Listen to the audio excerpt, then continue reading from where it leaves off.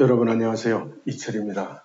제가 요즘 감기 몸살을 며칠째 앓고 있어서 목소리가 정상이 아닙니다. 좀 양해해 주시면 감사하겠습니다. 오늘 여러분들께 말씀드리려고 하는 주제는 이번에 바이든 대통령이 한국에 와서 우리 윤석열 대통령하고 같이 회담을 한 가장 큰 주제 IPEF입니다. IPEF는 인도-퍼시픽 이코노미 프레임워크이죠. 인도태평양 경제 프레임워크라고 번역이 되고 있는데요.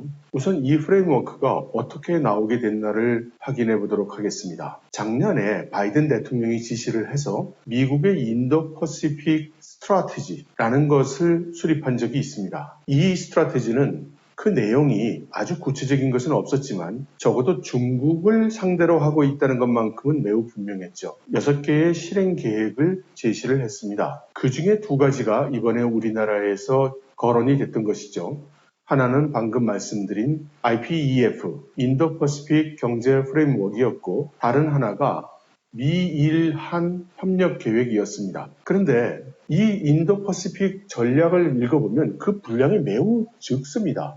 몇 페이지 되지도 않고요. 각 나라별로는 그야말로 한두 줄 설명할까 말까였는데 미일-한 협력에 대해서는 그래도 여러 줄 기술을 하고 있습니다. 여기 보시는 바와 같은데요. 저는 여기서 한 가지가 조금 특이하다고 느꼈습니다. 바로 Women Leadership and Empowerment 라고 한 구절이죠. 여성들이 리더십을 발휘하고 또 권한을 부여받는다는 그런 내용이 될 텐데 우리식으로 이해를 하자면 선출직과 임명직에 있어서의 여성의 진출을 논하는 것 같습니다. 그런데 인도-퍼시픽 스트래티지는 중국에 대항해서 인도태평양 지역에 있는 여러 국가들과 협력관계를 맺어간다는 내용인데 왜 여성 문제가 나왔을까요? 저는 그때 이게 참 특이하다고 생각을 했었습니다. 그리고 지금 생각으로는 혹시 미국이 한국이나 일본에 대해서 여러 가지를 협의하는 과정에 있어서 지금 현재로서는 특히 한국 같은 나라에는 조금 자세를 낮춰야 하는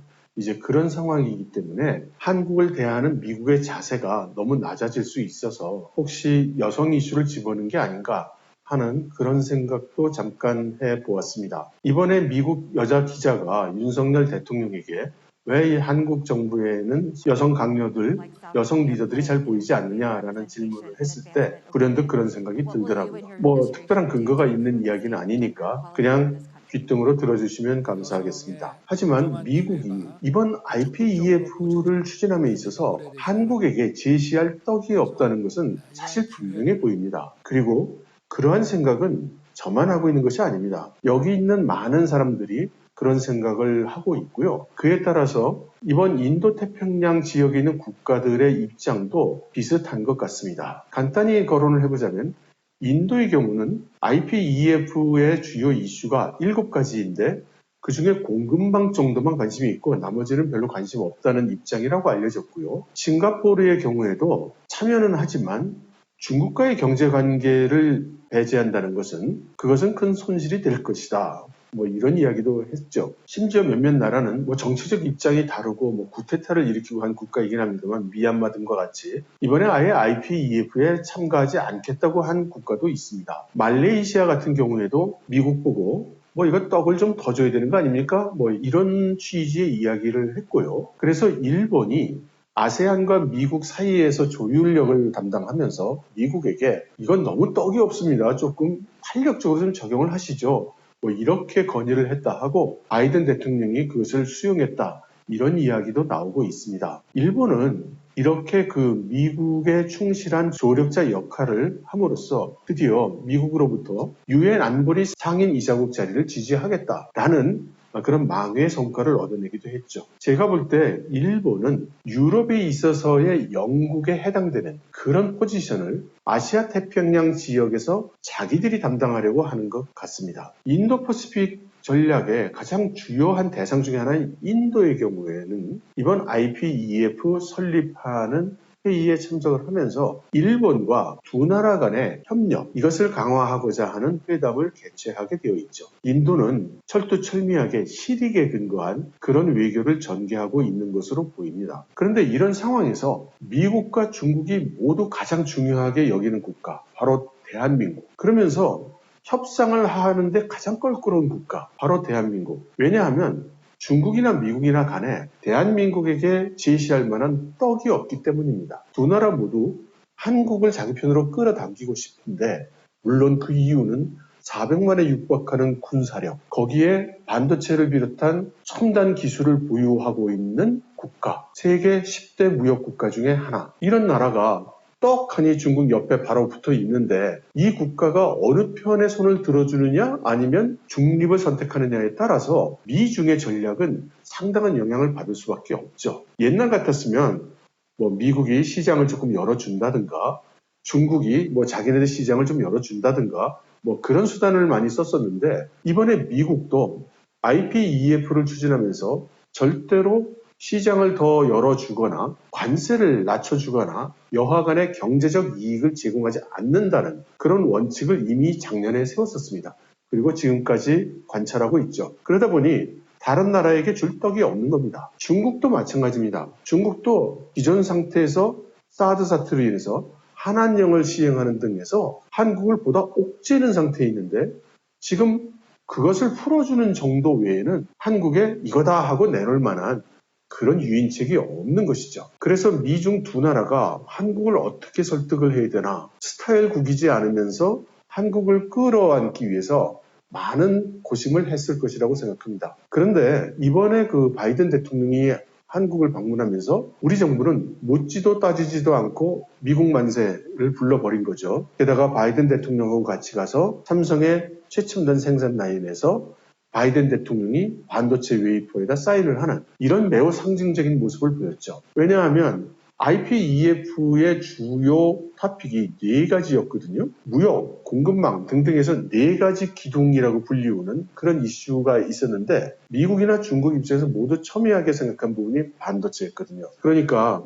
바이든 대통령이 삼성의 최신 3나노 공정 라인에 와서 그 웨이퍼에다가 자기 사인을 하고 전 세계 앞에 보여주는 장면은 중국 입장에서 봤을 때는 꽤나 뼈아픈 일이었을 것입니다. 그런데 저는 여기서 우리나라 정부에 대해서 정말 이건 뭐지? 하는 장면이 있었습니다. 하나는 IPEF에 한국이 가입을 하겠다지만 IPEF는 중국을 배제하는 것이 아니고 한중 FTA도 추진을 할 거다, 이렇게 얘기한 점입니다. 이걸 보고 저는 이게 무슨 말이지? 라고 놀랄 수밖에 없었습니다. 왜냐하면 IPEF가 중국을 대항해서 만든 거라는 건 세상이 다 아는데, 우리나라 정부는 중국을 대항하는 게 아니다, 중국을 배제한 게 아니니까 너도 참여하려면 참여할 수 있어, 이렇게 얘기를 한 거거든요. 그런데 아까 말씀드린 그 4가지 기둥 중에 하나가 세금과 인건이었습니다. 그리고 전문적으로 중국을 겨냥해서 이제 설계된 것이죠. 그런데 그런 말을 하니 이게 무슨 뜻이지 하는 생각이 들었던 것입니다. 그리고 그것은 중국도 마찬가지였던 것 같아요. 그러니까 중국의 1차적인 반응은 이러한 것이었습니다. 한국이 미국이 압박을 하니까 어쩔 수 없이 IPEF에 참여를 하지만 그래도 우리 눈치를 보는구나, 이런 반응이었죠. 근데 그 다음에 곧바로 IPEF에 가입할 것이고, 윤석열 대통령하고 바이든이 6.25 때 헤어졌던 가족 상봉하듯이 하니까 이제 생각이 달라진 거죠. 그래서 그 다음 단계의 반응이 나옵니다. 말하자면 한국이 미국하고 중국하고 둘 다 어떻게 관계를 유지해 볼 모양인데, 아무래도 미국 편에 더 가깝게 쓸 것 같으니 그쪽으로 많이 가게 되면 우리 쪽에서 압박이 갈 것이라는 점을 좀 생각해야 될걸? 이런 내용으로 반응을 한 것이죠. 근데 다음 날이 되면 이거는 완전히 한국이 미국 편에 갔구나, 이제 이렇게 판단한 기초 위에 반응이 나옵니다. 그래서 이로써 중국에게 대항하는 국가가 하나 더 늘었다, 이렇게 미국의 동맹 또는 준동맹 국가가 된 그런 나라들에 대해서 우리 중국이 어떻게 대응하느냐가 이후의 정세에 있어서 매우 중요할 것으로 보인다라는 이제 이런 내용을 발표를 했죠. 그런 반면 우리나라에서 나온 반응은, 아니 중국은 왜 많은 나라가 IPEF에 참가하는데 왜 우리만 가지고 그래? 공정하지가 않아.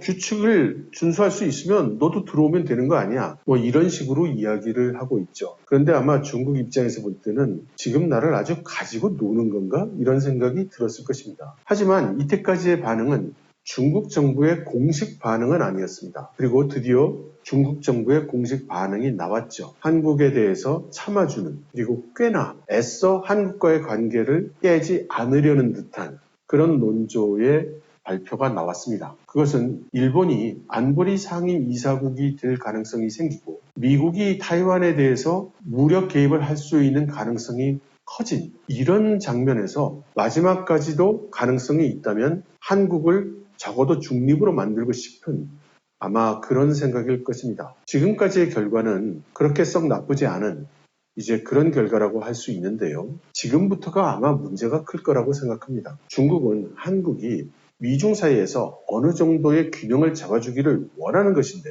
감정상으로는 그렇게 좋은 상태는 아니거든요. 그런데 우리 정부가 하고 있는 여러 가지 말이나 행동을 보면 중국의 입장이나 미국의 입장을 충분히 이해하고서 계산하고서 취하는 행동인지 저는 조금 확신이 서지 않습니다. 만일에 중국 입장에서 한국 정부가 자기들을 기만했다라는 그런 식의 생각을 가지게 되면 처음부터 제대로 우리는 미국 편에 설 수밖에 없고 중국하고는 거리를 유지할 수밖에 없다는 것을 잘 설명하고 이해를 구하니만 못한 그런 결과가 올 수 있다는 생각이 듭니다. 중국 입장에서는 한국에 의지하고 있는 전략물자, 예컨대 반도체, 여기에 대해서는 어떤 제재를 가하지 않을 겁니다. 그러나 기타 분야에 대해서는 얼마든지 경제적 제재를 더 가할 수 있죠. 그러니 우리는 어떤 식으로 진행이 되고 우리 보통 사람들의 경제생활, 우리 중소기업의 경제활동에 어떤 영향을 줄지를 관심을 가지고 지켜보아야 할 것 같습니다. 여러분 들어주셔서 감사합니다.